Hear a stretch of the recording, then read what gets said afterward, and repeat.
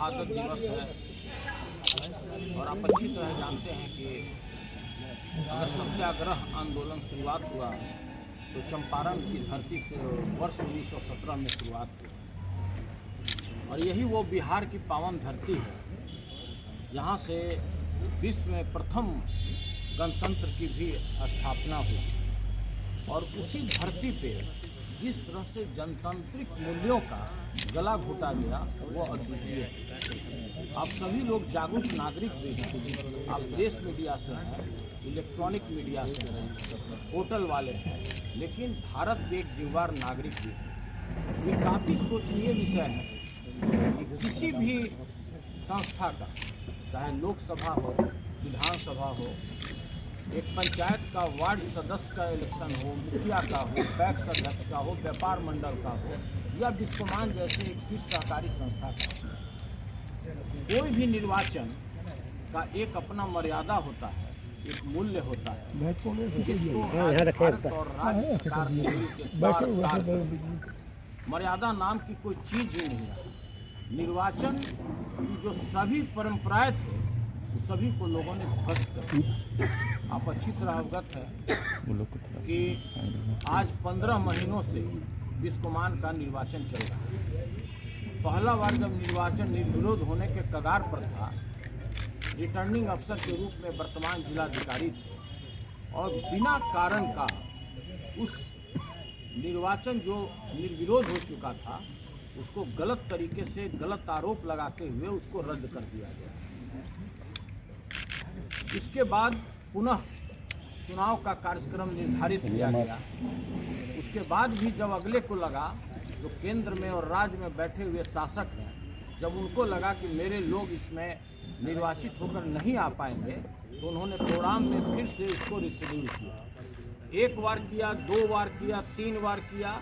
उसके बाद भी जब देखा कि हमारे लोग नहीं आ पा रहे हैं, तब उन्होंने 800 नए लोगों को शेयर अलॉट करके उसको एलिजिबल बनाया पूरे बिहार और झारखंड में। उस पर भी हम लोगों के पूरे टीम को, पूरे सहकारिता आंदोलन से जुड़े हुए लोगों को किसी प्रकार की आपत्ति नहीं थी। हम लोग ने कहा कि ज़्यादा से ज़्यादा लोगों को, आप नए लोगों को भी जोड़ करके चुनाव कराइए।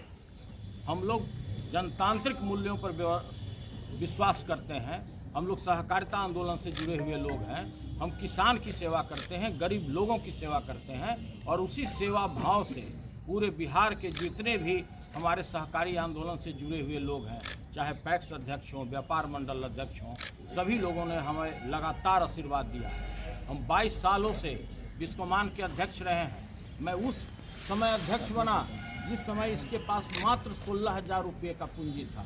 16,000 रुपये से शुरुआत किया। 300 करोड़ रुपया संस्था पर कार्मिकों का पीएफ का पैसा बकाया था और तनख्वाह बकाया था।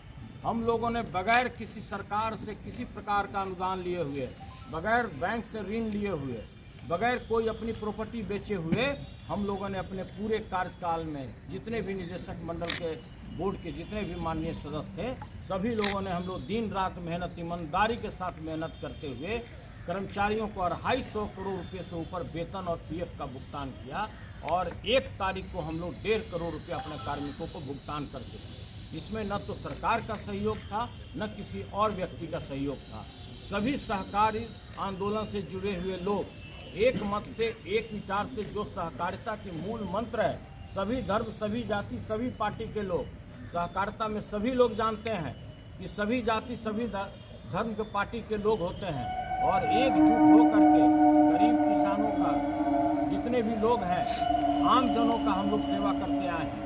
जब संस्था का चुनाव नए मेंबर को शेयर अलॉट करने के बाद जब हुआ तो उसकी भी तिथि निर्धारित की गई। जब इन लोगों को लगा कि इसमें भी हम सक्सीड नहीं कर पाएंगे तो उसको भी किसी कारणवश, किसी मृत्यु का बहाना बनाते हुए उसमें फिर चेंजिंग किया गया। आप अच्छी तरह जानते हैं, एक कार्यक्रम जो बनाया गया था, जिसका जो चुनाव था वो निर्धारित था 16 जनवरी को होना। 16 जनवरी के तिथि को बढ़ा करके फिर से एक नया रिशेड्यूल कार्यक्रम बनाया गया, जिसमें था कि 24 तारीख को इसका निर्वाचन होगा। बिस्कोमान का जो निर्वाचन 24 तारीख को संपन्न हुआ, किसके देखरेख में हुआ?